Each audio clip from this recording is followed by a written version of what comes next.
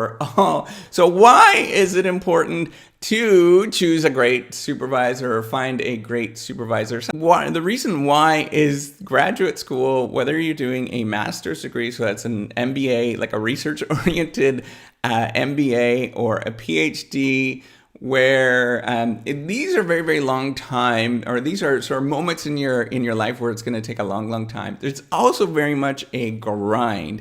It is really tough to do. You're going to be grinding away at something. So you need somebody that's going to help you and pick you up when you are down, because it's a really difficult time. That there is a lot of downtime with it in terms of mentally, right? It's tricky.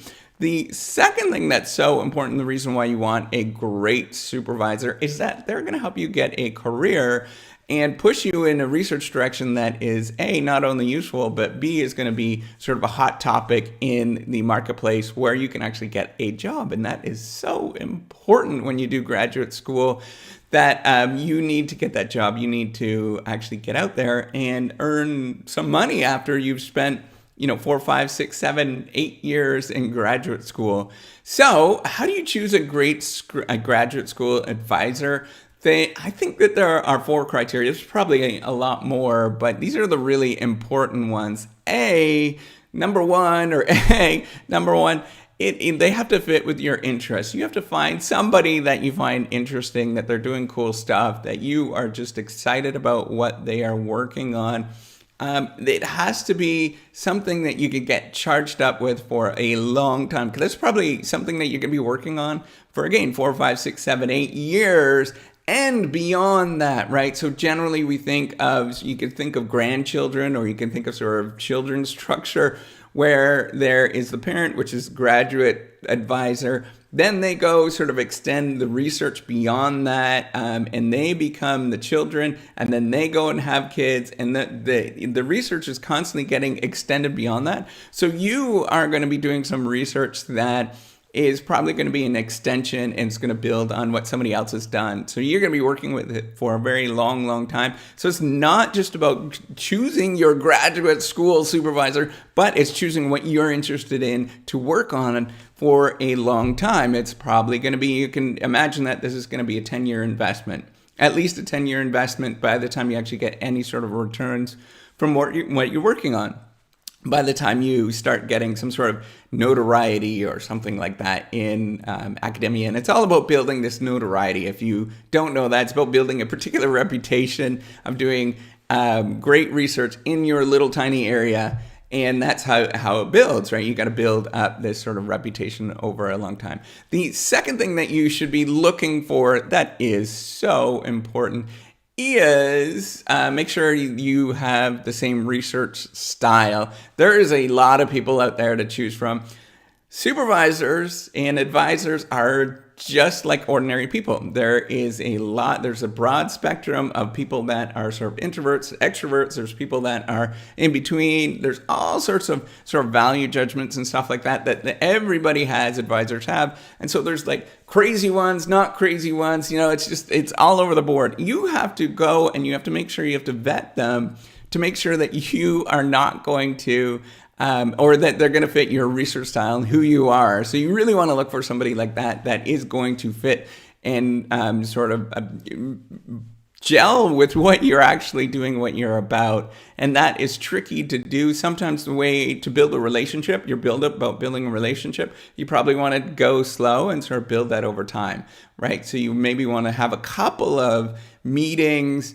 You don't want to annoy the supervisors too early, because there is a lot of steps to go along the way before you actually become sort of useful for the supervisor. So you don't want to annoy them, but you want to make sure that you are vetting them and building a relationship with them somehow. Maybe you go and you help them out and see what the response is, right? So you go and you take some initiative and you go out and you just do something for them and see what the response is. And it doesn't have to be a lot. Maybe you spend a weekend doing it and you try to help them out and say, hey, I built this data set for you, or, I did some extra analysis for you. I read your paper. I thought it was really cool. And I did a little bit of extra analysis. What do you think of this? That is how you're going to find a great supervisor. And then you could sort of look at their feedback from that. If it was like, oh, no response, or it was very negative response, then you know what? They're probably not a great fit for you. But if they're, gung-ho with what you're doing and they think it's really cool, then yeah, you know what? Maybe that's a great fit.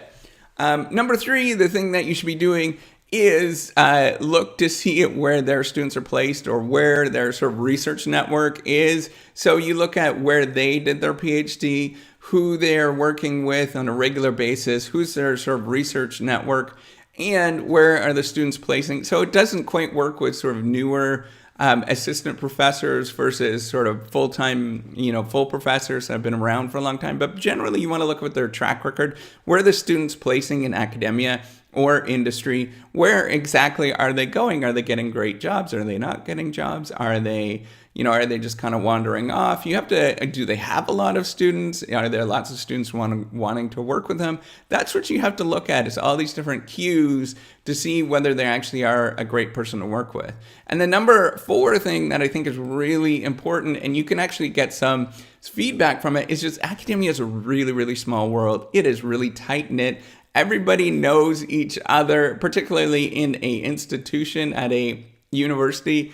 We all know each other. The other thing, in sort of the broader academic sense, the sort of broader university college, a lot of people know each other. They can tell you who are good advisors, and they'll say, hey, maybe you should go check out this person.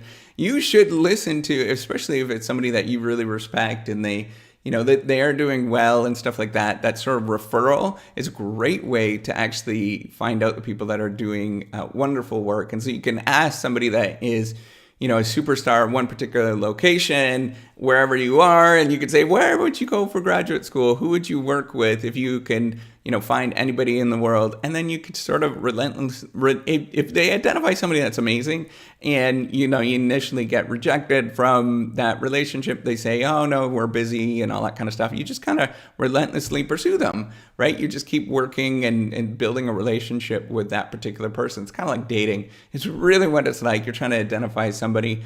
And then at that time, when you're building that relationship, you're trying to figure out, whether, is this person great to work with? Is this person are they easy to work with, and all that kind of stuff. So that's all I wanted to say. Those 4 things.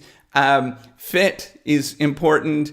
The research style, what they're about, and look where they're being placed, where graduate students are being placed. And then finally, look at, ask for referrals is totally legitimate. It's totally, it's okay to do.